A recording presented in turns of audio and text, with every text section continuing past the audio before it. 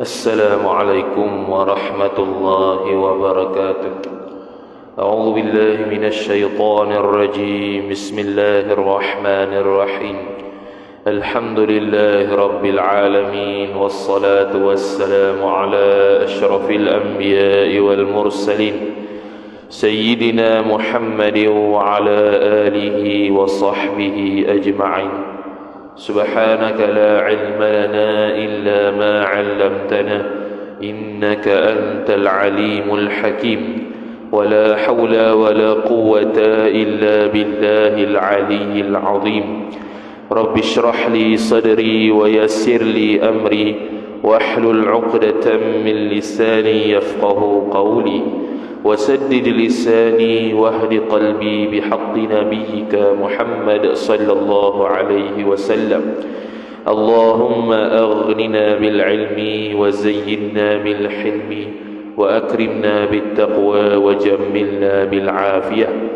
نوينا التعلم والتعليم والتذكر والتذكير والنفع والانتفاع والإفادة والاستفادة والحث على التمسك بكتاب الله وسنة رسوله صلى الله عليه وسلم، ودعاء إلى الهدى والدلالة على الخير ابتغاء وجه الله مرضاته وقربه وثوابه سبحانه وتعالى. آمين يا رب العالمين. Kitab Ad-Durrul Tsamin, muka surat ke-42, baris 8 daripada bawah. Wa qala Syekhul Musannif rahimahullahu ta'ala wa nafa'ana Allah bi'ulumihi wa bi'ulumikum wa bi'ulumi masyayikhina fid darain. Amin ya rabbal alamin. Kata pengarang Asy-Syaikh Daud bin Abdullah Al-Fatani rahimahullahu ta'ala, kedelapan, ijadu syai'in minal alami ma'a adami iradatihi lahu au ma'a zuhuli au ma'al ghaflati au bitta'lili au bittab'i. Jadi semua perbahasan berkaitan dengan sifat mustahil bagi Allah Subhanahu wa ta'ala yang ke-8. Sifat mustahil ke atas Allah yang ke-8. Sebab yang wajib sifat yang dibilang dalam kitab ni 20 sifat, maka lawan dia pun dia akan sebut 20 juga. Walaupun pada hakikat dia sifat-sifat Allah Ta'ala yang mesti ada dan sabit bagi Allah itu tak terhingga, bukan 20 sahaja. Jadi tidak betul kalau orang kata pengajian Ahlus Sunnah wal Jamaah, Asy'ariyah, Maturidiyah, kitab Jawi lama ni hanya bincang 20 sahaja. Bukan. Yang 20 sahaja tu yang ditetapkan ulama wajib tahu secara terperinci. Sebab dia panggil itu ibu dia. Intipati bagi segala sifat Allah yang tidak terhingga tu 20. Adapun sifat Allah yang sebenar tidak terhingga, dan itu wajib juga kita berkeyakinan, kita i'tiqad, tetapi secara umum, bukan secara terperinci.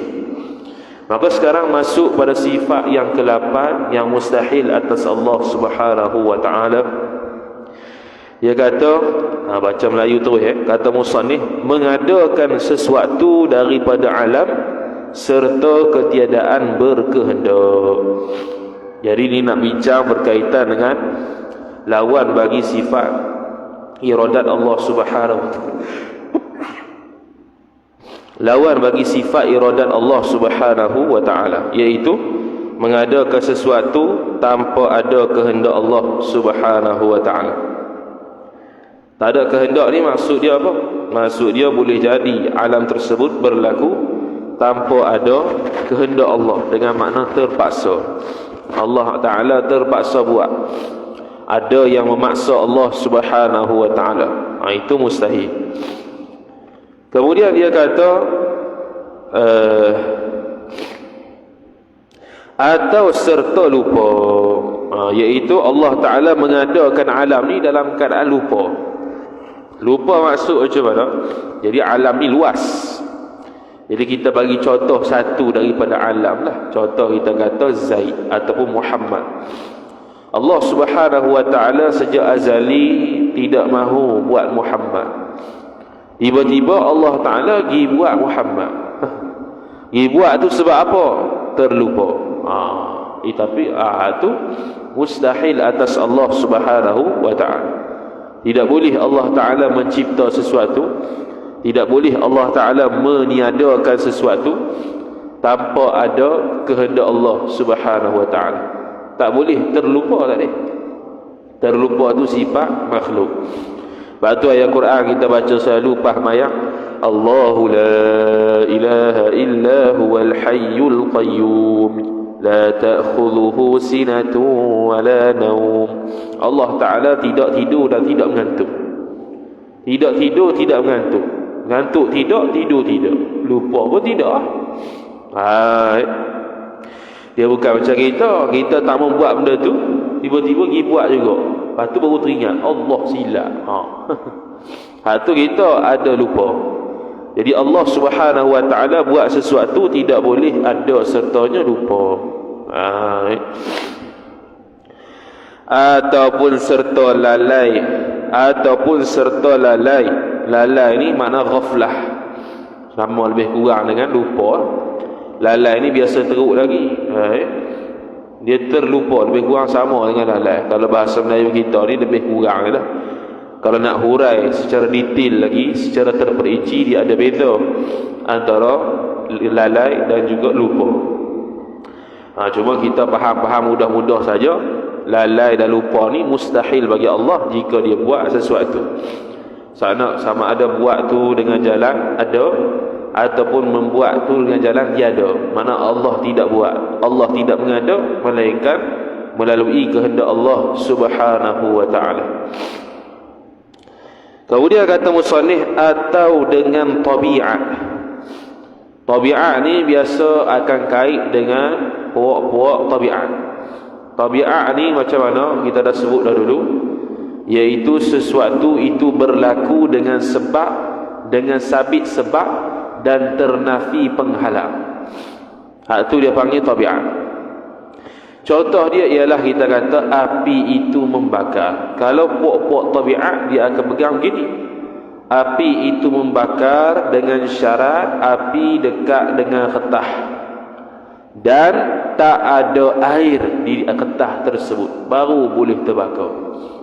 Jadi ada api di dalam ketah, api itu dekat dengan ketah, itu ialah dia panggil sebagai syarat. Syarat dia mesti api dekat dengan ketah.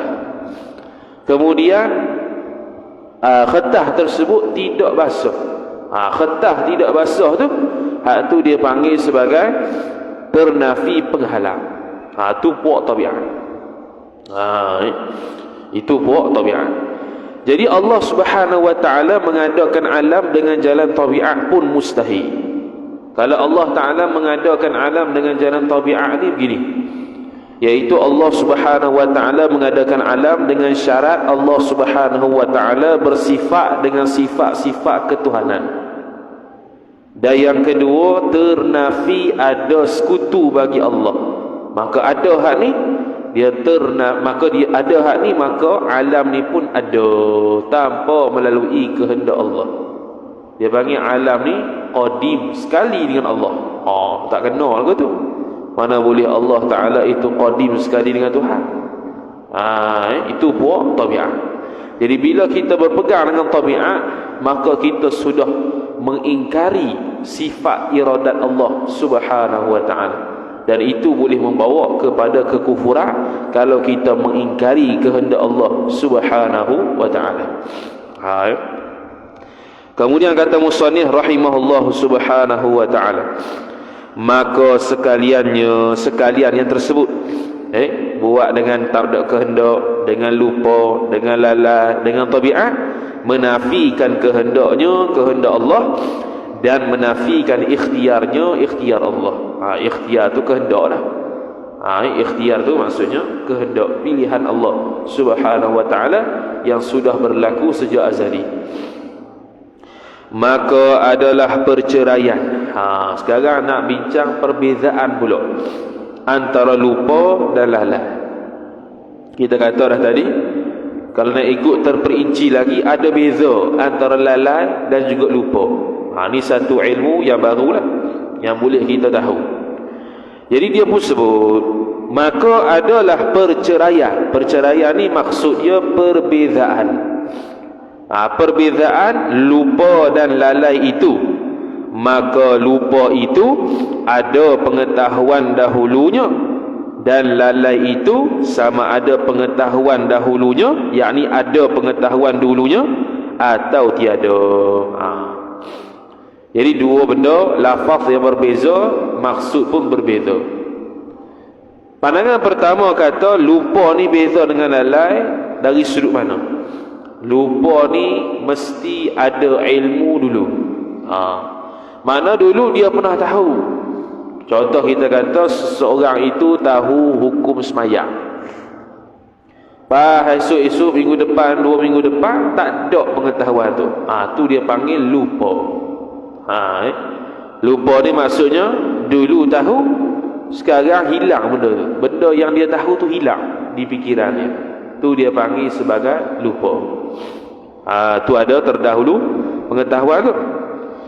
Kemudian kata musannif, dia kata lalai pula sama ada pengetahuan ataupun tak ada sebelumnya. Jadi lalai ni lebih umum lah. Sebelumnya, yakni dahulunya dia tahu ke, dia tak tahu ke, sekarang hilang maklumat tu, dia panggil lalai. Beza dengan lupa. Lupa ni sebelum dulu tu dia ada pengetahuan, dia ada maklumat tu, lepas tu hilang. Tu dia panggil lupa. Kalau lalai sama ada pengetahuan, dulu tahu ke, tak tahu ke, sekarang hilang, maka dia panggil lalai. Tu perbezaan atas pandangan yang pertama. Maka dia pun sebut, maka lupa itu khas. Maka lupa tu khusus lah. Khusus siapa dia? Khusus untuk sesuatu yang hilang pengetahuan dahulunya. Lupa kan tertuju kepada benda yang kita tahu dulu, sekarang hilang.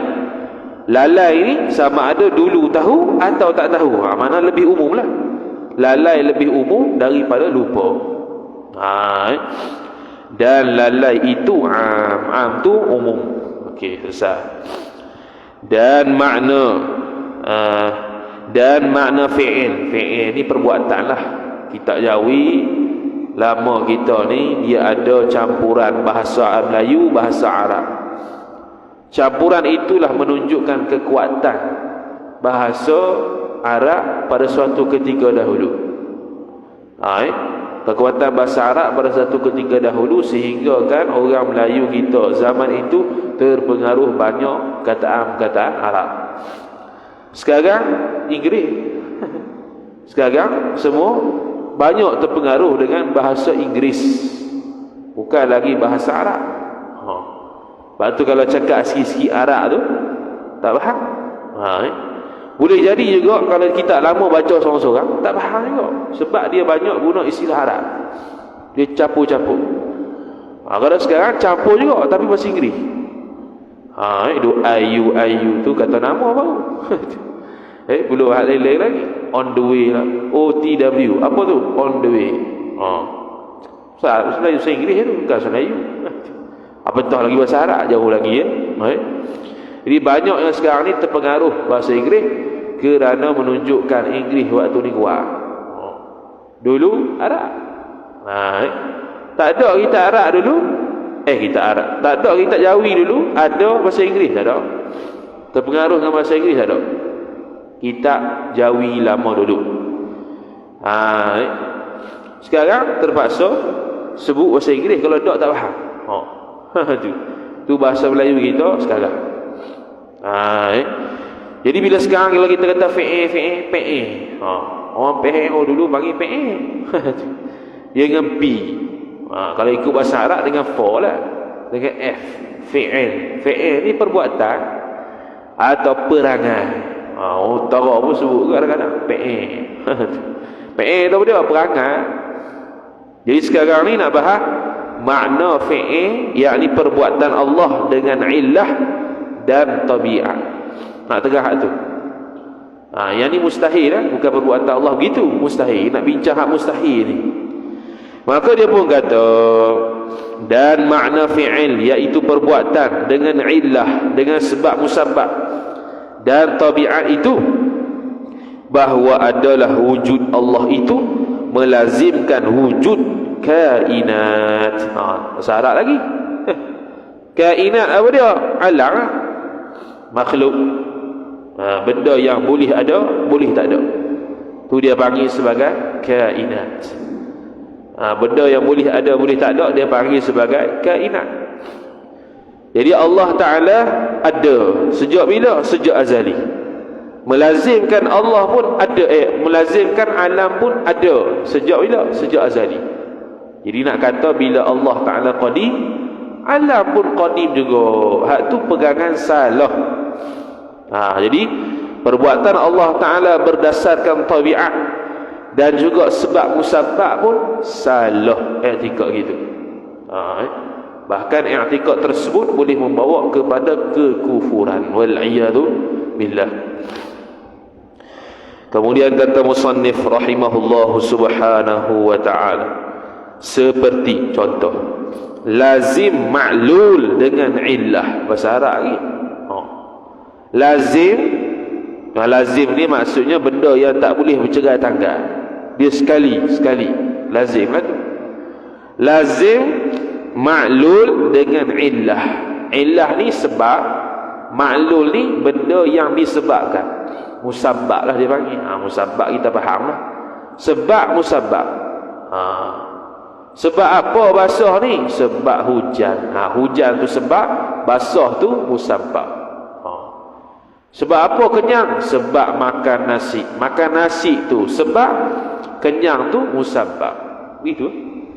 Jadi dalam buat alam, Allah Ta'ala buat alam, dia kata berdasarkan sebab musabbab.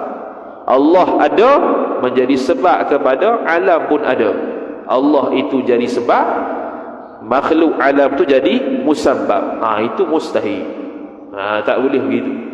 Karena bila kita sabit begitu, maksudnya kita menafikan kehendak Allah Subhanahu wa ta'ala tanpa kita sedar. Ada alam tanpa Allah kehendak pun ada. Sebab apa ada? Sebab Allah ada. Tak boleh gitu. Kemudian kata musannif rahimahullah, dia buat contoh pula. Apa contoh sebab musabbab? Iaitu illah dan ma'lul. Sebab musabbab tu seperti gerak tangan, illah iaitu sebab bagi gerak cicing. Tu contohlah, contoh saja. Gerak cicing, sebab apa gerak biasanya? Sebab jari gerak. Jadi jari itu sebab, gerak cicing musabbab. Tu contohlah.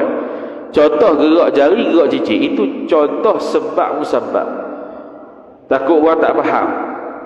Takut orang tak faham sebab apa gerak jari, sebab apa gerak cicing?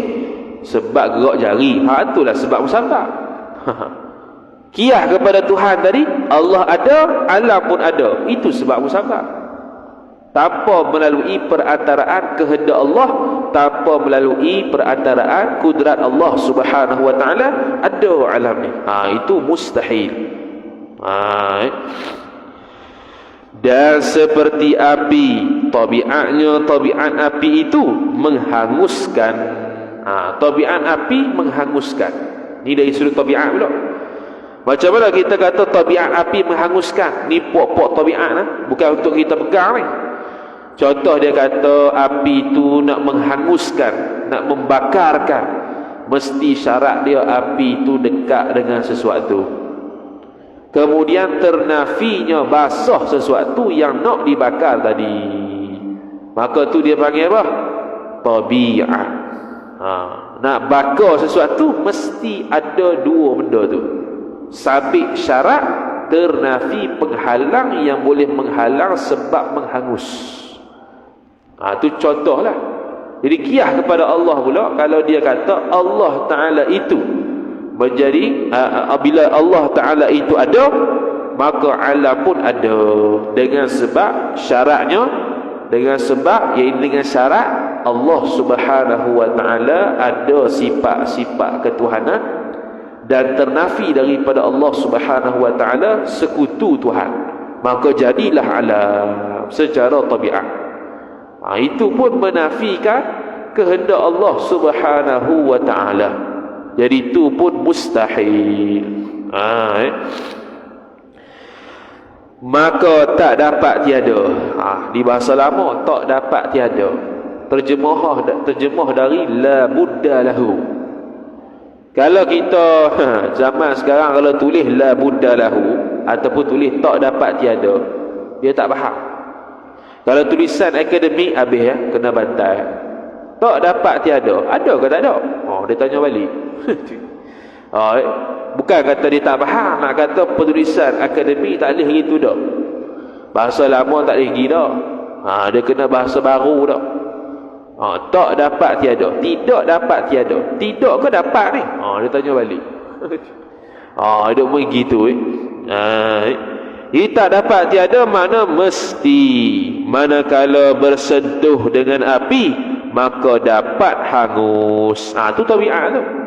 Syarat dia mestilah bertemu antara satu benda dengan api untuk dia boleh hangus, untuk dia boleh bakar. Kalau tak sentuh dari sudut tabiat, tak boleh terbakar lah. Tapi kalau nisbah ada sunnah, boleh tak terbakar? Boleh terbakar walaupun tak dekat. Api kat sini, benda yang nak dibakar di sana, boleh tak dia terbakar? Boleh juga. Tanpa syarat bersentuh. Sebab apa boleh? Sebab Allah kehendak nak bakar. Dia terbakar juga walaupun tak ada api. Adakah api baru boleh bakar? Tak semestinya. Kilat pun boleh terbakar. Apa-apa yang kalau ikut sains tu boleh belakar. Banyak benda boleh lagi untuk membakarkan sesuatu yang tubi api. Kemudian kata musannif rahimahullahu taala, maka perceraian ni perbezaan antara keduanya, kedua perbuatan dengan tabiat, perbuatan dengan sebab musabab. Maka fa'il ni pembuat. Bahasa Arab ni fa'il ni pembuat. Kalau mengaji Arab bukan fa'il tu. Ke fa'il nahu ni, fa'il dari sudut bahasa, iaitu pembuat. Maka pembuat dengan illah itu, dengan sebab itu, tiada dengan syarat. Jadi beza apa tabiat dengan sebab musabab? Sebab musabab ni tak perlu syarat, tak perlu ternafi penghalang. Tak ada benda tu. Benda tu tak ada. Hanya ada pada tabiat sahaja. Itu ada. Pada perbuatan yang berdasarkan sebab musabab, tak perlu sabit syarat, ternafi penghalang. Tak payah. Tu beza dia dengan tabiat. Itu sahaja. Dan fa'il, iaitu pembuat dengan tabiat itu dengan syarat. Syarat tadilah. Syarat mestilah api. Contohnya, api itu dekat dengan khetah baru terbakar. Dan ternafinya basah pada khetah tu barulah boleh terbakar. Seperti api, maka dapat hangus itu, hangus api apabila bersentuh dengan kayu. Bila sentuh dengan kayu, khetah ke, baru boleh terbakar.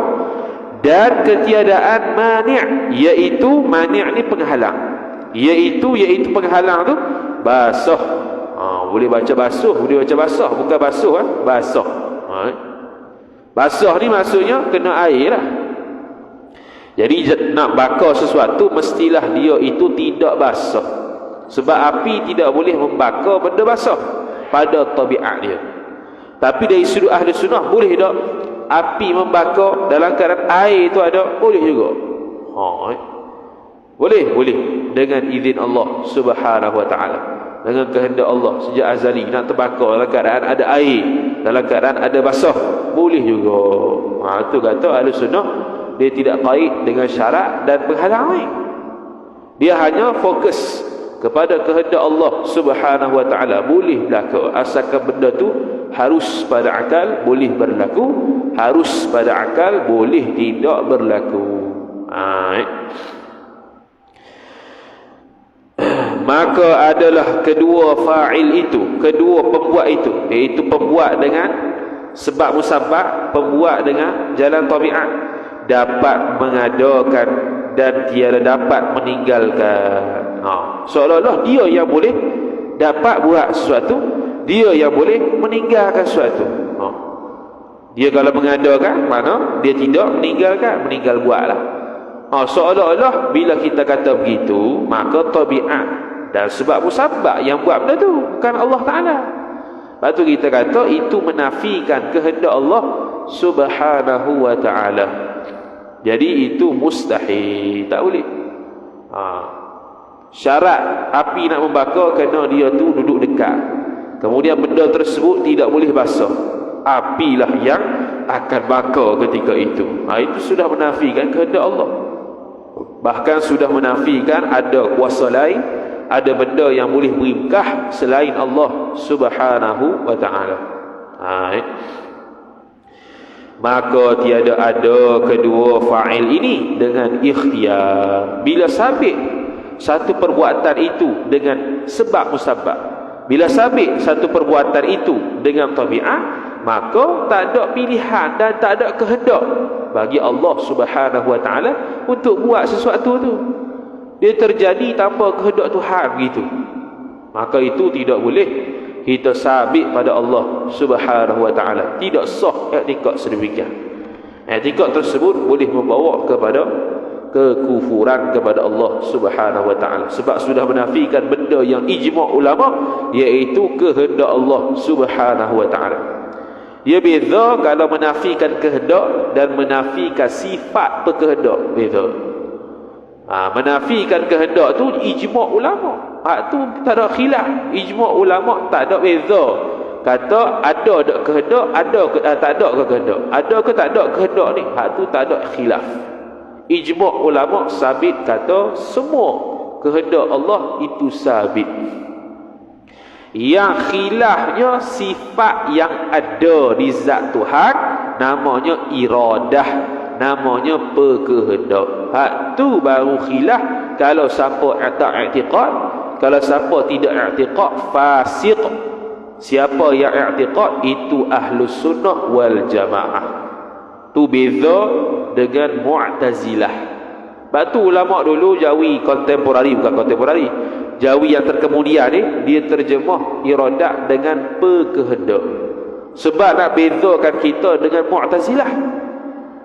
Mu'tazilah tidak menafikan kehendak Allah Subhanahu wa Ta'ala, sebab dia sabit dalam Quran.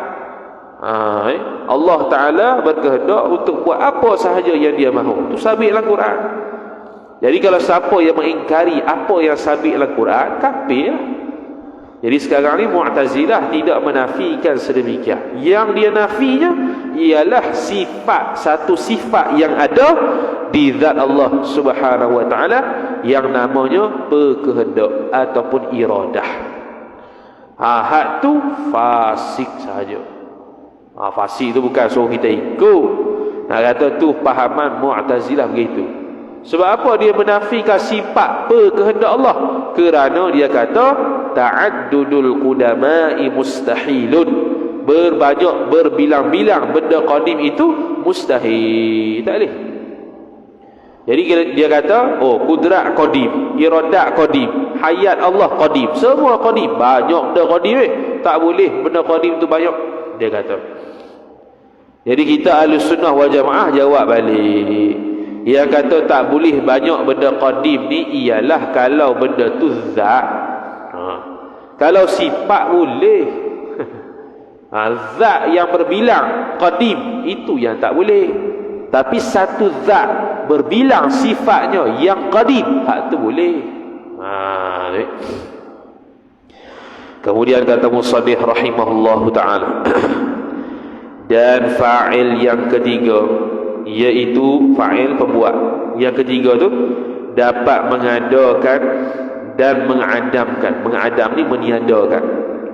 Iaitu apa yang dapat mengadakan dan mengadamkan tu?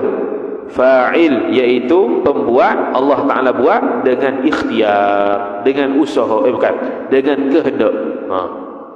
Yang ketiga ialah pembuat ni buat sesuatu dengan sabit kehendak. Tu nak kata. Siapa dia tu? Iaitu pembuat dengan ikhtiar tu, Allah Subhanahu wa taala menjadikan akan segala kainat, segala alam ini dengan ikhtiar, dengan usaha, dengan kehendak Allah Subhanahu wa taala. Jadi inilah yang betul, inilah yang wajib i'tiqad, inilah akidah Ahlus Sunnah wal Jamaah. Wajib i'tiqad Allah buat dengan kehendak dia, dengan pilihan dia sejak azali lagi. Maka dia kata tiada yang menggagahi akan dia, akan kehendak Allah. Tak ada yang paksa Tuhan, tak ada. Paksa Tuhan buat alam, paksa Tuhan meniadakan alam, tak ada. Semuanya atas dasar kehendak Allah Subhanahu wa taala. Semua atas dasar kehendak Allah Subhanahu wa taala. Tidak ada yang paksa Tuhan. Lepas tu dengan suatu paksa tu, tak ada yang paksa Tuhan tu dengan suatu wajah, suatu jalan daripada segala wajah, daripada segala jalan. Apa-apa jalan pun tidak sah kita kata Allah itu terpaksa buat, tak ada. Kau nak ke kanan ke kiri ke depan ke belakang ke atas ke bawah, tak boleh kata Allah Ta'ala dipaksa, tak boleh. Bila kata Allah Ta'ala tergagah, ataupun bahasa lama tergagah lah, bahasa kita terpaksa, maka dia ada sesuatu yang mendesak Tuhan. Jadi ada sesuatu yang mendesak Tuhan tu, itu sama dengan makhluk. Sama ada mendesak itu ada benda lain yang suruh Allah, ataupun dia panggil satu lagi tujuan, gharad. Ada sesuatu yang mendesak Allah, iaitu tujuan sesuatu. Allah Ta'ala nak mencapai suatu tujuan. Wal'iyadzubillah. Bukan gitu kan? Taqaddasallahu dhalika. Allah Ta'ala maha suci daripada demikian. Allah Ta'ala buat sesuatu bukan ada tujuan, sama ada balik pada Allah atau balik pada makhluk. Itu yang wajib kita sucikan Allah Ta'ala daripada tujuhan. Perbuatan Allah Subhanahu wa taala tidak berdasarkan untuk mencapai tujuan, dan tidak berdasarkan ada orang yang memaksa Allah Subhanahu wa taala. Kemudian kata musannif rahimahullahu taala, dan dua fa'il, dua yang membuat, iaitu buat atas jalan tabiat, buat atas jalan illah ataupun sebab musabab tu, mustahil atas Allah Subhanahu wa taala. Benda tu mustahil. Allah Taala buat sesuatu atas jalan tabiat, mustahil. Allah Taala buat sesuatu atas jalan sebab musabab pun mustahil. Sebab apa mustahil? Kerana kedua-duanya itu menafikan iradah. Tu dia kata, maka adalah jalan menafikan bagi iradat. Mana tadi? Tak, itu ayat lain. Dan dua fa'il itu, iaitu Allah Ta'ala buat dengan jalan tabiat, Allah Ta'ala buat dengan jalan sebab musabab. Hak tu mustahil atas Allah Subhanahu wa ta'ala. Mustahil sini mustahil pada akal lah. Tak boleh terima pada akal Allah Ta'ala terjadinya alam ini sebab musabab, sebab tabiat, tak boleh.